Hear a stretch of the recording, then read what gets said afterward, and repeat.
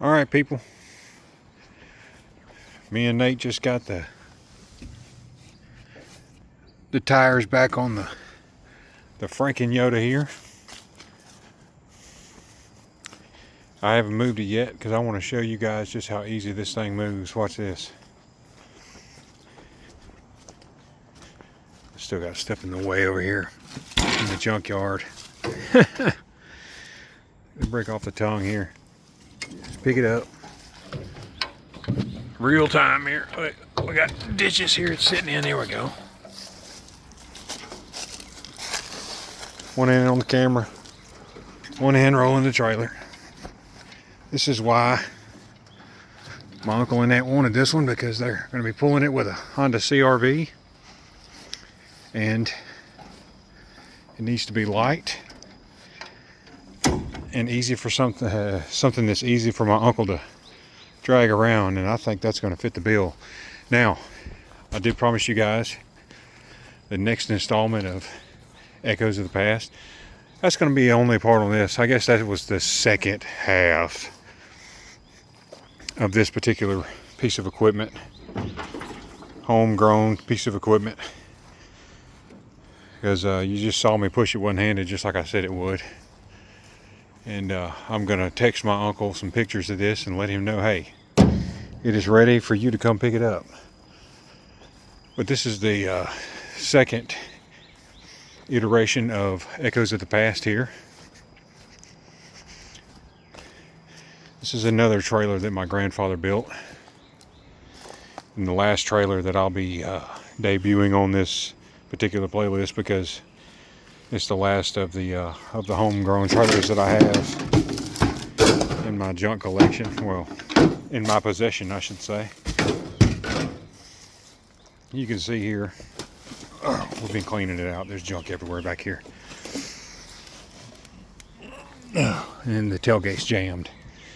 But this thing here started life as, I'm guessing, probably a late 70s tilt John boat trailer. There's a chain there. You can see right there where the tilt mechanism comes off. There was a hook here that my granddad welded together and installed, because there used to be a floor jack on the tongue here, an old bumper jack from like a GM from the 60s or 70s. You guys remember it has the hook. It would hook here, and you could, this thing is so heavy you would have to unlatch it here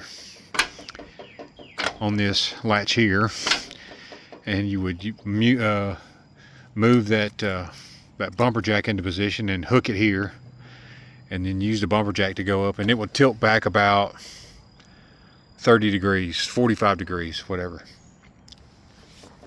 Now it looks kind of like a little lawn trailer, but my granddad had all of this, well, he had a majority of this steel in his collection, just kind of at the house. Now he had to buy some angle iron, and he had to buy this mesh when he put the trailer together.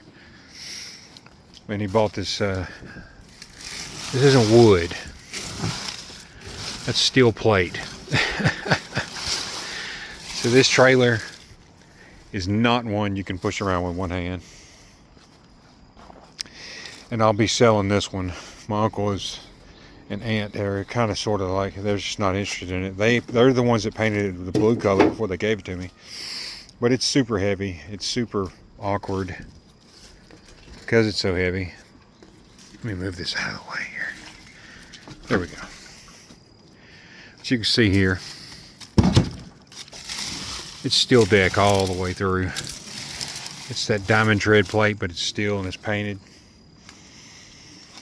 It's a heavy duty trailer, and you can tell that it used to be a boat trailer too, though. As you see all the Zerk fittings here, all these points.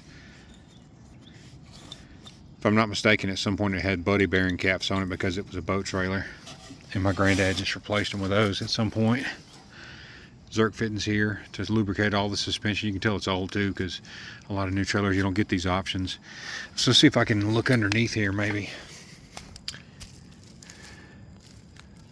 You really can't see a ton. maybe towards the front. No, well, you really can't tell. But you could, there it is. There's, see that hoop there? Part of the boat trailer frame, well, the boat trailer frame completely is underneath there. He just tore all the stuff off and made it a boat trailer and welded everything up to it. The lights did work at one point. May still, I don't know, I hadn't tried them in a while. These are some safety chains that my father-in-law added to it when he was using it. But the it looks like the tailgate has gotten flopped down and it's jammed. I'm going to try and show you this little tiny gate. There we go.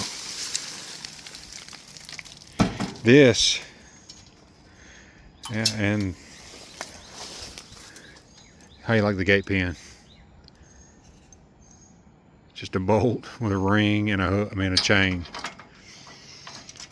I'll tell you what, the greatest generation, the grandparents, they were very resourceful. But this tiny little gate is the reason why you can't use it as a lawn trailer. It was designed, he made this gate this small because it tilted.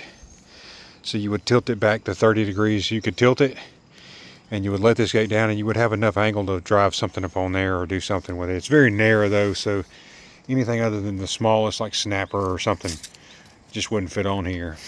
But if I was going to keep this and use it before I bought that one there, I was going to take this gate off and I was going to lop this back piece off where those burned in welds are and add probably 10 inches here and weld this piece back on and add more of the mesh. But it's not going to work out that way because I don't need it. And as quick as I can get it cleaned out and cleaned up, it's going to go on Marketplace and somebody else can decide what they want to do with it. There's not going to be a part 2 on this one either. It's pretty straightforward. It's just a homemade trailer. But I tell you, I mean, the things we used to do as humans. I remember seeing this when I was a kid, and it was literally a boat trailer. It was a boat trailer that was so light you could pick it up with one hand. And when my granddad was done reinforcing and welding in things and adding and subtracting things, we have what we have here.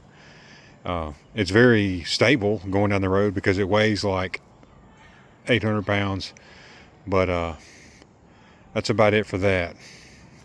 Let me flip it around. You're not supposed to see that. I'm just kidding. But what we can do, I'm going to try and get this uploaded tonight. And I have got several ideas. That was the end of my grandfather's big equipment. I'm in the shop now. I want to see what the light looks like in here. I've got a 150 watt bulb in here. And actually, you know what? It's dark, but I mean, it may work if I needed to do some recording in here. And just sit at the toolbox. I like to sit in the toolbox top of the shop because it's just like the man cave. Yeah. Give you guys a shot around.